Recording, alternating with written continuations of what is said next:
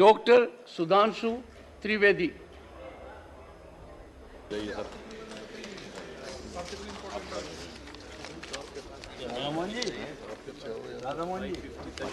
माननीय सभापति महोदय, आज हम सब लोग इस संसद में इस देश के 75 वर्ष लोकतंत्र के होने पर चर्चा करने के लिए एकत्र हैं। जब हम 75 वर्ष की इस यात्रा का सिंहावलोकन करते हैं तो स्वतंत्रता से लेकर आज तक के सभी बड़े निर्णय और बड़ी घटनाएं बरबस हमारी आंखों के सामने आ जाती हैं। यदि हम स्वतंत्रता से प्रारंभ करें तो मैं याद दिलाना चाहता हूं कि महर्षि अरविंद ने यह कहा था कि जो स्थान इस शरीर में आत्मा का है वो स्थान भारत का पूरे विश्व में है। अर्थात आज से 75 वर्ष पूर्व सिर्फ भारत स्वतंत्र नहीं हुआ था, पूरे विश्व की मानवता की सोई हुई आत्मा जीवंत हुई थी। और भारत की वह जीवंतता किस रूप में आती थी, यानी हम क्या थे? 2000 वर्ष से अधिक के आक्रमण, 800 वर्ष से अधिक की गुलामी, उसके बाद जब हमने स्वतंत्रता का सवेरा देखा तो हमें समझना चाहिए वो देश था कि श्री अरविंदो ने ऐसे ही नहीं कहा था। इसके लिए कहा गया है, गायन्ति देवाः किल गीत कानी धन्यास्तुते भारत भूमि भागा स्वर्गापवर्गास्पद भाग हेतो भवन्ति भूया पुरुषा सुरत्वात्। अर्थात वह भारत भूमि धन्य है, देवता जिसकी स्तुति में गीत गाते हैं, जो स्वर्ग के समस्त पदों पे रहने के बाद मनुष्य के रूप में जन्म लेने को यहां लालायित रहते हैं। तो आप समझिए, क्योंकि मोक्ष भूमि यही है और यहीं से मोक्ष मिलता था, तो उस देश के हम प्रतीक थे जिसने आजादी की वो पहली किरण देखी। मैं मानता हूं कि लोकमान्य तिलक का पूर्ण स्वराज्य का उद्घोष, महात्मा गांधी का हिंद स्वराज, सुभाष चंद्र बोस जी की सैन्य शक्ति और बाबा साहब अंबेडकर की लेखनी की शक्ति, ये सब के सब कहीं ना कहीं इसी विचार से प्रेरित थे। और जब उस समय हम लोगों ने तत्कालीन प्रधानमंत्री पंडित नेहरू जी के नेतृत्व में ये देश ने आधी रात को नियति के साथ अपना पहला मिलन देखा, तो उसकी हमें एक बड़ी कीमत भी चुकानी पड़ी थी। सेकेंड वर्ल्ड वॉर के बाद के दौर में दुनिया के कई देश तबाह भी हुए, डिवाइड भी हुए। कोरिया डिवाइड हुआ, जर्मनी डिवाइड हुआ, जापान तबाह हुआ था, इजराइल ने होलोकॉस्ट सह के एक नया अस्तित्व पाया था, चीन में बड़ा परिवर्तन आया था। परंतु हम कह सकते हैं कि हमने भी उस आज़ादी की बहुत बड़ी कीमत चुकाई थी, जिसमें लाखों लोगों ने अपने प्राण गंवाए थे और 1.5 से 2 करोड़ लोग बेघर-बार होकर इधर से उधर गए थे, which is the biggest exodus in the documented history of Mankind. जब इतनी बड़ी कीमत चुका के हमें आज़ादी मिली तो हमें उसके मूल्य को समझना चाहिए। हाँ, ये सारे देश जो हमारे साथ आज़ाद हुए थे, ये एक दौर में बहुत तेजी से आगे हुए थे, पर आज हम कह सकते हैं कि आज मोदी जी के नेतृत्व में हम उस पंक्ति में आकर खड़े हुए हैं जब उन सारे देशों के साथ भारत की गणना अग्रणी देशों में होती है। अभी हमारे प्रतिपक्ष के नेता मनोज झा जी ने उल्लेख किया था कि आज समाज में उतनी कटुता उनको दिखाई पड़ती है जितनी विभाजन के समय भी नहीं थी। मैं कहना चाहता हूं मान्यवर, विभाजन के समय कटुता की बात नहीं, दृढ़ता की कमी थी। जो दृढ़ता आज है, अगर ये होती तो शायद विभाजन का विधान ही पास नहीं होता। यदि देश विभाजन का स्वीकार विधान नहीं होता तो भारत मां का अंचल पाकिस्तान नहीं होता। अब 75 वर्ष के इस कालखंड को मैं ये कह सकता हूं तीन कालखंड में विभाजित करना चाहूंगा।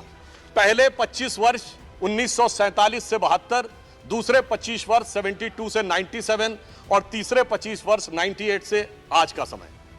पहले 25 वर्ष हमारे नेता प्रतिपक्ष माननीय खड़गे जी ने कहा कि दुनिया को इस बात को लेकर संदेह था कि भारत लोकतंत्र रह पाएगा या नहीं। मैं उनकी बात का समर्थन करता हूं, क्योंकि उस समय लोकतंत्र को लेकर भारत की डेमोक्रेसी, यदि यह कहा जाए, एम्ब्रॉयनिक स्टेज में थी, यानी गर्भावस्था में थी, तो अतिशयोक्ति नहीं होगी। यानी लोगों को यह शक था कि यह लोकतंत्र रहेगा, उठ पाएगा या नहीं। मगर जानते हैं किसको शक था? केवल उन्हीं को शक था जिन्हें भारत की परंपरा और भारत की व्यवस्था के बारे में नहीं था। उस गर्भावस्था के संस्कार इतने प्रबल थे हजारों वर्षों से कि मैं कोट करना चाहता हूं, बाबा साहब अंबेडकर ने 28 अक्टूबर 1951 को यह कहा कि डेमोक्रेसी आज भले ही हमारे लिए नई दिखाई पड़ती हो, परंतु हमारा इतना गहरा प्रभाव है कि उन्होंने कहा कि महापरिनिर्वाण सूक्त में लिखा है, जब भगवान बुद्ध का महापरिनिर्वाण हो रहा था तो उन्होंने कहा कि जहां पर समिति बैठी हुई थी, जहां उन्होंने कहा कि वह कार्रवाई पूरी करे और उसके उपरांत ही लोग यहां पर आए, अर्थात व्यवस्था के तहत बैठकर लोकतांत्रिक निर्णय किस प्रकार से होते थे, उन्होंने इस विषय को रेखांकित किया। और नेता सदन पीयूष गोयल जी ने जब इस बात का उल्लेख किया था कि वैदिक काल में भी सभा और समिति थी, चोल साम्राज्य में हमारे कई प्रतिपक्षी लोगों ने बोला गांवों में समितियों का चयन जैसे वोट के द्वारा होता था, भगवान बासवन्ना के अनुभव मंडपम जिसमें 12वीं शताब्दी में बैठकर निर्णय होता था, वैशाली का वह गणराज्य जिसे दुनिया का पहला गणराज्य कहा जाता है, इतनी बड़ी परंपरा थी। इसीलिए सिर्फ उनको संदेह था जो भारत को भारत की दृष्टि से नहीं समझ पा रहे थे, जो भारत की दृष्टि से समझ पा रहे थे उन्हें पूरा यह यकीन था, जो माननीय प्रधानमंत्री जी ने कहा कि India is the mother of democracy. मगर मैं आगे बढ़ना चाहता हूं, लोग यह मानते हैं कि डेमोक्रेसी की शुरुआत पॉलिटिकल डेमोक्रेसी सिर्फ हमारे यहां थी, ऐसा नहीं था। मैं उदाहरण देना चाहता हूं, दुनिया में जितनी भी सभ्यताएं और देश थी उनमें कहीं भी धार्मिक विषय पे, रिलीजियस विषय के ऊपर डेमोक्रेसी का कोई उल्लेख नहीं है, कोई डिस्कशन नहीं हो सकता, सिर्फ जो कहा गया उसे सुन लो, इसके अलावा कोई डिस्कशन का उल्लेख नहीं है। परंतु सिर्फ हमारे यहां था, वैदिक काल में शास्त्रार्थ होता था, एक ही धर्म ग्रंथ के एक हिस्से को लेकर एक द्वैत का मत है, एक अद्वैत का मत है, एक विशिष्टाद्वैत का मत है, और जो कहा गया कस्मै देवाय हविषा विधेयम, यानी प्रश्न और उसके बाद निर्णय। तो मैं कह सकता हूं India is the mother of political democracy, but also the foundation head of religious and spiritual democracy in the world, which is not found anywhere in the world. और इसलिए मैं ये कहना चाहता हूं कि हमारे संविधान निर्माताओं ने इस भाव को भली भांति समझा। परंतु जब डेमोक्रेसी अपने प्रारंभिक कालखंड में थी 25 वर्ष के, तब उस समय यदि यह विचार किया जाए तो कहा जाता है कि सत्ता पक्ष के बहुत से लोगों ने बड़ा योगदान दिया। तो मैं भी याद दिलाना चाहता हूं हमने क्या योगदान दिया। प्रतिपक्ष के रूप में जब देश के सामने चुनौती आई तो हमने कभी इस बात की चिंता नहीं की कि हम प्रतिपक्ष में हैं या हमारे साथ क्या हुआ है। 1962 की चाइना वॉर हुई तो भारतीय जनसंघ के रूप में तत्कालीन प्रधानमंत्री पंडित नेहरू जी का जो हमने सहयोग और समर्थन किया, और जनसंघ ही नहीं, राष्ट्रीय स्वयंसेवक संघ ने इतना सहयोग किया कि गांधी नेहरू जी ने पूरी पूरी प्रशंसा की और 26 जनवरी 1963 को गणतंत्र दिवस परेड में बुलाया। 1965 वॉर में लाल बहादुर शास्त्री जी का जिस प्रकार से सहयोग किया, यह पूरी तरीके से ऑन रिकॉर्ड है कि उन्होंने ऑल पार्टी मीटिंग में जनसंघ के अध्यक्ष नहीं, गुरुजी को भी बुलाया था। यह पहले 25 वर्ष में आगे बढ़ते हुए जब हम 1972 के पास पहुंचे तो आप सभी बड़े गर्व से कहते हैं कि 71 की वॉर के समय अटल जी ने इंदिरा जी की भूरी भूरी प्रशंसा की थी। यह होता है विपक्ष के रूप में लोकतंत्र को मजबूत रखने के लिए एक सकारात्मक भूमिका निभाना, और कैसे उस प्रारंभिक अवस्था में हमने आगे किया। वैसे मैं ये भी कह दूं, वो अटल जी ने वो नहीं बोला था जिसके बारे में बहुत ज्यादा बोला जाता है, क्योंकि इंदिरा जी की ऑफिशियल जीवनी पुपुल जयकर जी ने लिखी थी और उन्होंने बहुत खोजा था, मगर वो चीज नहीं मिली थी जो कहा जाता। परंतु ये ईमानदारी की बात है कि वह प्रशंसा की थी और उसके द्वारा देश बढ़ता हुआ आगे तक पहुंचा। तो इसलिए मैं कह सकता हूं कि पहले कालखंड में विपक्ष के रूप में हमने डेमोक्रेसी को मजबूत करने में महत्वपूर्ण भूमिका निभाई। अगला कालखंड आता है 72 to 97। इसे मैं कह सकता हूं कि this is the nascent stage of democracy, क्योंकि पहले कालखंड के 25 वर्ष में चुनाव होते थे, सरकार नहीं बदलती थी। तो सरकार नहीं बदलती थी तो लोकतंत्र का दूसरा स्वरूप नहीं आता था। अब 72 से 97 वाले कालखंड में सरकारें बदलनी शुरू हुई। लोकतंत्र ने इमरजेंसी का वह काला अध्याय देखा जो कि बहुत दर्दनाक और दुखद था। परंतु आज के इस अवसर पे मैं उसके डिटेल में न जाते हुए सिर्फ इतना कहना चाहूंगा कि भारत का लोकतंत्र इतना जीवंत था कि जेपी के नेतृत्व में हम लोगों ने वो आंदोलन खड़ा किया कि चाहे जितनी भी दमनकारी शक्ति थी, अंततः भारत में पहली बार केंद्र में सत्ता का परिवर्तन 1977 में हुआ। ये बदलाव आया। और उसके बाद एक चीज और याद दिलाना चाहता हूं कि जब एक गठबंधन बना था सभी लोगों को मिलकर, मगर बहुत जल्द ही वो गठबंधन कुछ छल में, कुछ प्रपंच में, कुछ अहम मान्यता में बिखर गया था 1979 में। तो मैं याद दिलाना चाहता हूं, इस संसद ने वो भी देखा कि ये 24 दिन की सरकार बनी, प्रधानमंत्री जी सदन में नहीं आए, और उस समय अटल जी ने दुखी होकर एक कविता लिखी थी। आप सबने वो तो सुना होगा ना, गीत नया गाता हूं, पर उन्होंने लिखा था गीत नहीं गाता हूं। उन्होंने लिखा था उस समय की घटना से दुखी होकर कि लगी कुछ ऐसी नजर, बिखरा शीशे सा शहर, अपनों के मेले में मीत नहीं पाता हूं, गीत नहीं गाता हूं, गीत नहीं गाता हूं। आज मेला कई बार लग चुका है, पटना से लेके बेंगलुरु से लेके मुंबई तक, मेले में कौन किसका मीत है ये तो शायद अंदर बैठे वालों को ही पता होगा कि उन्हें मीत मिल पा रहा है या नहीं मिल पा रहा है। तो मैं कहता हूं कि अटल जी की यह बात हमें एकदम उचित और उपयुक्त नजर आती है। इसके बाद उस कालखंड में 1980 का दशक आया, जब इस देश ने एक ऐसा दौर भी देखा जब 1980 में श्रीमती इंदिरा गांधी जी की सत्ता में वापसी हुई, तो अभी हमारे प्रतिपक्ष के नेता और कई लोग कहते थे कि सरकारों को हटाया गया, विपक्ष की तमाम सरकारें केवल इस आधार पर बर्खास्त कर दी गई कि केंद्र में आपकी पार्टी चुनाव हार गई है तो राज्यों में आपको शासन करने का अधिकार नहीं रह गया है। मुझे लगता है कि इस आधार के ऊपर सरकार केंद्र में आई और उसने विपक्ष की सारी सरकारों को एक झटके में बर्खास्त कर दिया। यह भी लोकतंत्र के लिए एक चुनौती का दौर था। और 80 के दशक में दो सबसे शक्तिशाली सरकारें हम लोगों ने देखी, श्रीमती इंदिरा गांधी जी की 2/3 बहुमत की सरकार और राजीव गांधी जी की 80% बहुमत की सरकार। मगर इसी समय में देश ने बहुत बड़ी चुनौतियां, यह भी विडंबना थी कि सबसे शक्तिशाली बहुमत की सरकारों के दौर में आतंकवाद भी देश ने सबसे भयानक रूप में उगता हुआ देखा। फिर एक दौर आया जब 1980 के दशक का अंत हुआ और उस समय राष्ट्रवाद एक नए स्वरूप में उभरा, भारत के समाज में भी परिवर्तन आया, सामाजिक न्याय एक नए स्वरूप में उभरा, श्री राम जन्मभूमि का आंदोलन उभरा और इस देश की पॉलिटिक्स यूनिपोलर से बाइपोलर हुई। जब 1991 में हम लोग मुख्य विपक्षी दल बने 120 सीटों के साथ, और उसी समय अर्थव्यवस्था का भी पुराना ढांचा टूटा। जो नेहरूवियन मॉडल था वो उस समय doctor Manmohan Singh finance minister थे और श्री पीवी नरसिम्हा राव जी प्रधानमंत्री थे, उन्होंने उसको समाप्त किया। और मुझे याद है, मैं तो बहुत बच्चा था उस समय, स्टूडेंट था, उस खुली अर्थव्यवस्था में भाषण देते हुए सदन में अटल जी ने बड़े चुटीले अंदाज में एक बात कही थी। उन्होंने कहा था कि अर्थव्यवस्था के दरवाजे खोल दिए गए हैं, कह दिया गया अब खुली अर्थव्यवस्था आ गई है। मगर उन्होंने कहा सभापति महोदय, जितने दरवाजे आगे के खोले गए उतने पीछे के दरवाजे भी खोल दिए गए।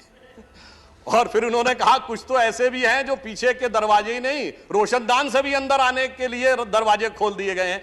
इस प्रकार से उन्होंने उस खुली अर्थव्यवस्था का समर्थन और उसकी विद्रूपता के ऊपर एक अटैक भी करने का कार्य किया। और फिर इस देश ने एक वो दौर भी देखा जब 13 दिन की सरकार बनी और उस 13 दिन की सरकार ने इस संसद के इतिहास में मील का पत्थर स्थापित कर दिया। जब संसद की सीधी कार्रवाई का प्रसारण हमने उस 13 दिन की सरकार में प्रारंभ किया तो लोकतंत्र में पारदर्शिता और संसदीय कार्य की पारदर्शिता में मील का पत्थर हमने 1996 में 13 दिन की सरकार में स्थापित किया।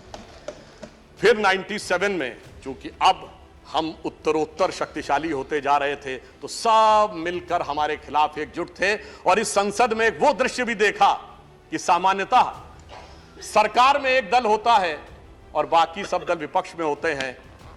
इस 50वें साल में हमने वो दृश्य देखा कि विपक्ष में एक दल था और बाकी सारे दल सरकार में थे, सरकार के साथ थे या सरकार के अंदर थे या सरकार के बाहर थे। जिसमें आप सबको वह ध्यान होगा जो प्रमोद महाजन जी ने बोला था कि वो विदेश में गए और उनका परिचय हुआ चाइना में कि साहब हम सबसे बड़े दल हैं और हम सरकार से बाहर है, विपक्षी दल हैं। फिर उन्होंने कांग्रेस के सदस्य का परिचय कराया, दूसरे सबसे बड़े दल हैं मगर ये सरकार में नहीं है, समर्थन कर रहे हैं। फिर तीसरे व्यक्ति का परिचय कराया और कहा कि साहब ये सरकार के साथ है मगर मंत्री नहीं है, सरकार में नहीं है। और फिर उन्होंने कहा कि रमाकांत कलब जी थे, उन्होंने कहा जी ये एकमात्र सांसद हैं अपने दल के और ये सरकार है। तो मेरे विचार से संसद का यह स्वरूप भी उस समय हमने देखा। वैसे इस अवसर के ऊपर मैं कोई चुभती बात नहीं करना चाहता, पर यह भी याद है कि 97 में गुजराल जी की सरकार किस मामले पे गई थी। जैन कमीशन की रिपोर्ट, स्वर्गीय राजीव गांधी जी की दुखद हत्या और उसको लेकर कुछ लोगों के, पार्टियों के नेताओं के साथ संबंध को लेकर यूनाइटेड फ्रंट की सरकार गिराई गई थी और कहा गया था कि यह सरकार नहीं चल सकती यदि डीएमके के साथ समर्थन वापस नहीं लेते। परंतु कोई बात नहीं, आज 25 साल के बाद राजीव गांधी जी के प्रति श्रद्धा का ज्वार गठबंधन के खुमार में कहीं दब गया है और इसलिए अब परिस्थिति भिन्न है। अब मैं आता हूं इस कालखंड पे, 1998 से 2023, ये तीसरा कालखंड जो हमारा हुआ, इसकी शुरुआत हुई पोखरण के विस्फोट के साथ। भारत की शक्ति का उदय हुआ और भारत में एक अंतर मैं और स्पष्ट कर दूं, 1974 में भी इंदिरा जी ने परमाणु विस्फोट किया था और 98 दोनों में फंडामेंटल डिफरेंस यह था कि 1974 में हमारे घोषणा करने से पहले सोवियत यूनियन और अमेरिका दोनों ने घोषित कर दिया था कि भारत ने टेस्ट किया है। परंतु जब हमने 98 में किया तो जब अटल जी ने कहा था प्रेस कॉन्फ्रेंस करके, तब तक अमेरिका को भी नहीं पता था कि परमाणु विस्फोट हो गया है। और दूसरा, 98 में हमने 5 एक्सप्लोजन किए थे जिसमें हाइड्रोजन बम से लेके सब किलो टन तक के थे और अंतर यह था कि 74 में हमने कहा था कि हमने शांतिपूर्ण पर्पस के लिए किया है। 98 में हमने कहा now we are the nuclear state और हमने अपने को न्यूक्लियर स्टेट डिक्लेयर किया था। फिर इसी सदन में एक और भी चीज हुई जो सभापति महोदय, कभी कभी क्या होता है, टेक्निकलिटी और मॉरलिटी के बीच की धारा बहुत छोटी होती है। अप्रैल 1999 में एक वोट से सरकार गिरी और वो एक वोट किसका था? उस समय श्री गिरधर गोमांग जो कि उड़ीसा के मुख्यमंत्री बन चुके थे, तो टेक्निकली तो वो संसद के में वोट कर सकते थे, पर मैंने कहा ना, टेक्निकलिटी और मॉरलिटी के बीच की जो धारा होती है वो बहुत हल्की होती है। खैर कोई बात नहीं, एक वोट से सरकार गिरी, परंतु उसके बाद पुनः हम लोग आए पुनः हम लोग सत्ता में आए और उसके बाद 2004 का दौर आया। 2004 में हम 7 सीटों के अंतर से चूक गए, परंतु मैं यह भी कहना चाहूंगा उस दौर में भी डॉक्टर मनमोहन सिंह जब प्रधानमंत्री बने तो मैं एक बात कहना चाहूंगा, आज बहुत सारे विदेश के अखबारों संस्थानों को लोग कोट करते हैं, कई विदेशी अखबारों ने और कई अंतर्राष्ट्रीय बुद्धिजीवियों ने, जिसमें भारत के भी थे, नोबेल पुरस्कार विजेता भी थे, उन्होंने 2004 में कहा था एक बात कि India is a marvel of democracy, क्योंकि उन्होंने कहा a leader of the ruling party who is a Christian lady is asking a Muslim president to appoint a Sikh as prime minister of the country when 80% are Hindus. That's why India is a marvel of democracy और मैं कह सकता हूं यही crux of democracy है। यह मूल भाव है जिसकी वजह से यहां सबको समान रूप से रहने का मौका मिलता है और आगे चलने का मौका मिलता है। आगे के 10 वर्षों के ऊपर मैं इस समय में बहुत टिप्पणी नहीं करना चाहूंगा, क्योंकि मेरे विचार से इशारों को अगर समझो, राज को राज रहने दो। वो सबको यह बात पता है कि उस कालखंड में क्या हुआ। अब मैं आता हूं 2014 पे। जब 2014 में 16 मई 2014 को श्री नरेंद्र मोदी जी के नेतृत्व में हमें स्पष्ट बहुमत मिला, तो उस समय परिस्थिति यह थी कि मैं याद दिलाना चाहता हूं, 18 मई 2014 लंदन के संडे गार्डियन ने अपने आर्टिकल में लिखा, सिर्फ पहली लाइन बोलूंगा, आगे का नहीं बोलता हूं। उन्होंने कहा this is the India second tourist with destiny. यह नियति के साथ दूसरा मिलन था, क्योंकि पहली बार एक ऐसे दल को सत्ता मिली थी जिसका उत्पत्ति विचार स्वतंत्र भारत में हुआ और पहली बार किसी गैर कांग्रेसी दल को स्पष्ट बहुमत मिला। परंतु यह सरकार सिर्फ सरकार बदलने के लिए नहीं थी, यह विचार बदलने के लिए थी। और इसीलिए मोदी जी ने प्रधानमंत्री बनने के बाद वो कुछ ऐसे विषय उठाए जो कहा गया नॉन पॉलिटिकल है। जैसे उन्होंने कहा स्वच्छ भारत अभियान, बेटी बचाओ बेटी पढ़ाओ का विषय कहा, परंतु यह विचार बदलने के लिए था। आज आप देखिए, हमारे आप में से किसी के भी हाथ में कोई पैकेट और रैपर होता, जैसे पहले कोई आसानी से लोग फेंक दिया करते थे, अब ऐसा नहीं होता। और अगर उन्होंने बेटी बचाओ बेटी पढ़ाओ कहा तो नवजात शिशुओं के लिंग अनुपात में भारी परिवर्तन दर्ज किया गया है और इस साल पहली बार ऐसा हुआ है नवजात शिशुओं में लड़कियों की संख्या अधिक आई है। यानी यह इतना बड़ा परिवर्तन आया। और अभी उदारता की बात कर रहे थे हमारे खड़गे जी, तो मैं याद दिलाना चाहता हूं कि इसी दरमियान स्टैंडिंग कमेटीज की जब बात होती है तो जो बिल आए हैं 2014 के बाद सरकार की तरफ से, तो उसमें 46 बिल्स आए हैं जिसमें 14 स्टैंडिंग कमेटी को और 23 सेलेक्ट कमेटीज को गए, यानी 46 में 37, 80% बिल पार्लियामेंट्री कमेटीज को गए हैं। यह फैक्ट भी हमें ध्यान रखने की आवश्यकता है। और इसी के साथ मैं एक और बात भी कहना चाहता हूं, उन्होंने कहा था थोड़ा बड़ा हृदय होना चाहिए। तो याद करिए मोदी जी का पहला भाषण 2014 में, जब उन्होंने क्या कहा कि हम तो समाज के सबसे गरीब व्यक्ति की तरफ नजर रखते हैं, क्योंकि हम दीनदयाल जी के अंत्योदय से प्रेरित हैं। और आगे उन्होंने कहा महात्मा गांधी हो, लोहिया जी हो या दीनदयाल जी हो, सभी का विचार इसी भाव से प्रेरित था। हमने इसकी कोई चिंता नहीं की कि कौन हमारी पार्टी का है, कौन हमारी पार्टी का नहीं। और विशाल हृदय तो इतना दिखाया कि सरदार पटेल की दुनिया की सबसे विशाल मूर्ति बनाकर दिखाई। हमें इस बात से कोई प्रभाव नहीं पड़ता कि उनके कालखंड में भले ही आरएसएस पे बैन लगा हो, परंतु जिसने देश के लिए इतना ऊंचा काम किया उसका मुकाम भी उतना ऊंचा होना चाहिए। फिर मैं ये भी याद दिलाना चाहता हूं, मोदी जी के ही कालखंड में सिर्फ इतना ही नहीं हुआ, हमने श्री अटल बिहारी वाजपेयी जी को भी भारत रत्न नहीं दिया, प्रणब मुखर्जी जी को भी भारत रत्न दिया, हमने तरुण गोगोई जी को भी पद्म भूषण दिया, एससी जमीर जी को भी पद्म भूषण दिया। मुझे लगता है शायद इससे ज्यादा उदारता, बगैर इस बात की चिंता किए हुए कि कौन हमारी पार्टी का है, कौन हमारी पार्टी का नहीं है, भारत के इतिहास में यह देखने को नहीं मिलता है जो उदाहरण उन्होंने दिया। हां, यह जरूर कह सकते हैं कि बहुत से ऐसे लोग, उनको इसमें भी उदारता न नजर आई हो जो बाबा साहब का बहुत उल्लेख करते हैं, और बाबा साहब को भारत रत्न देने में इतना लंबा समय लग गया था, उनके कालखंड में नहीं मिला था। हमारी जब सरकार आई तो अटल जी की सरकार के समय में, जहां उन्होंने अंतिम सांस ली थी, उस अलीपुर रोड बंगले को सरकार ने लेकर उसको स्मारक बनाया। मोदी जी ने मुंबई में और लंदन तक जाके जिस मकान में डॉक्टर बाबा साहब अंबेडकर रहे थे, भारत सरकार ने उसको लेकर उसे स्मारक बनाने का काम किया और 26 नवंबर को संविधान दिवस के रूप में उसको स्थापित किया। तो यह दर्शाता है कि हमने सभी के प्रति, जिसने इस देश के लिए जो योगदान दिया, उन सब के प्रति हमने ईमानदारी से और पूरी दृढ़ता के साथ इन 75 वर्षों में यह करने का प्रयास किया है। और एक और बड़ा परिवर्तन आया। देखिए, जब इस देश के प्रथम प्रधानमंत्री पंडित जवाहरलाल नेहरू जी बने, परंतु वो ईश्वर की कृपा से एक समृद्ध परिवार से आते थे।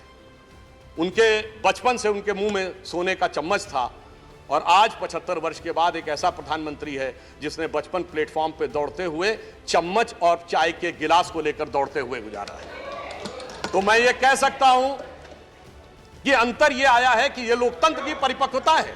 इसका हम सबको, हमें इसको सेलिब्रेट करना चाहिए कि अब लोकतंत्र लक्ष्मी नारायण की कृपा से लेके दरिद्र नारायण के सम्मान तक आके खड़ा हो गया है। यह परिवर्तन इस 75 वर्ष में लोकतंत्र में आया है। और इस संसद में भी जो 4 सर्वोच्च पद माने जाते हैं, राष्ट्रपति, उपराष्ट्रपति, प्रधानमंत्री और लोकसभा अध्यक्ष, आज राष्ट्रपति पद पर द्रौपदी मुर्मू जी हैं। आज हम कह सकते हैं कि जनरल क्लास हो, शेड्यूल कास्ट हो, ओबीसी क्लास हो, शेड्यूल ट्राइब्स हो या माइनॉरिटीज हो, आज अब कोई भी वर्ग ऐसा नहीं कह सकता कि मुझे संसद के 4 सर्वोच्च पदों में से किसी एक पर कभी प्रतिनिधित्व करने का मौका नहीं मिला। ये लोकतंत्र में को हमने उस मुकाम तक पहुंचाया है इस अमृत काल में। मेरे विचार से इसके लिए भी मोदी सरकार का अभिनंदन किया जाना चाहिए। और यह भी मैं बताना चाहता हूं, इस समय यह भी एक सुखद संयोग देखिए कि सभी पदों पर बैठे हुए लोग वो हैं जो आजादी के बाद उत्पन्न हुए हैं। अर्थात अब स्वतंत्र भारत का, स्वतंत्र भाव का नेतृत्व इस समय संसद में भिन्न भिन्न रूप में आगे चल रहा है। शक्ति सिंह गोयल जी ने कुछ बात बोली थी, एक मैं उनका भी जवाब देना चाहता हूं। उन्होंने एक दोहा बोला था, हम लोग की तरफ भी गांवों में बोला जाता है। आपने शायद ध्यान नहीं दिया जी, आपके एक वाक्य को देखकर बाहर गए। नहीं मान्यवर, उन्होंने एक सेंटेंस बोला था, हम लोग की तरफ भी गांवों में कहा जाता है, कहे घाघ सुन भट्टरी यही गांव में रहना है, और ऊंट बिलारी ले गई हाजी हाजी कहना है। वो कह रहे थे कि हाजी हाजी कहना पड़ता है, ये तो उनके मन की कल्पना थी। मैं सिर्फ 3 चीजें कोट करता हूं, किसी के प्रति कुछ नहीं। मौलाना आजाद की किताब इंडिया विंस फ्रीडम, उसके आखिरी वो 30 पन्ने जो उन्होंने कहा था मेरी मृत्यु के 30 वर्ष के बाद पब्लिश हो, उसको पढ़ लीजिए। श्री पीवी नरसिम्हा राव की किताब द इनसाइडर, जिसका हिंदी अनुवाद अंतर्गाथा के रूप में भी विद्यमान है, वो भी पढ़ लीजिए। और श्री नटवर सिंह जी की किताब one life is not enough पढ़ लीजिए, तो फिर मेरे विचार से शक्ति सिंह गोयल जी को वह शक्ति मिलेगी कि हाँ जी कैसे कहना है। और मैं एक बात और कहना चाहूंगा, खड़गे जी ने G20 पे कहा कि कमल का फूल दिख रहा था। मान्यवर, G20 में जो कमल का फूल था वो 5 पंखुड़ियों वाला फूल है जो भारत का राष्ट्रीय पुष्प है। हमारा कमल का फूल 8 पंखुड़ियों वाला है। मगर मैं ये भी कहना चाहता हूं कि उनको ध्यान रखना चाहिए कि आज अगर भारत को सुपर पावर बनना है तो हमें इंटेलेक्चुअली भी आगे बढ़ना है, फाइनेंशियली भी।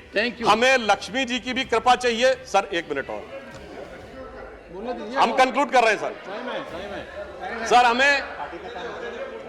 हमें लक्ष्मी जी की भी कृपा चाहिए और सरस्वती जी की भी कृपा चाहिए, और दोनों ही कमल पे विराजती हैं। तो जितना कमल खिला रहेगा हमारा प्रगति का मार्ग उतना ही प्रशस्त रहेगा। और मैं ये कहना चाहता हूं कि हमारे प्रधानमंत्री जी के ऊपर, बस समराइज कर रहा हूं सर 1 मिनट में, हमारे प्रधानमंत्री जी के ऊपर G20 में हमने वो विकास दिखाया कि आज 7.8% के साथ हम दुनिया की सबसे बड़ी अर्थव्यवस्थाओं में सबसे तेजी से बढ़ती व्यवस्थाएं। आज दुनिया में क्या स्थिति है, चाइना की, अमेरिका की, यूरोप की, पाकिस्तान और श्रीलंका छोड़ दीजिए।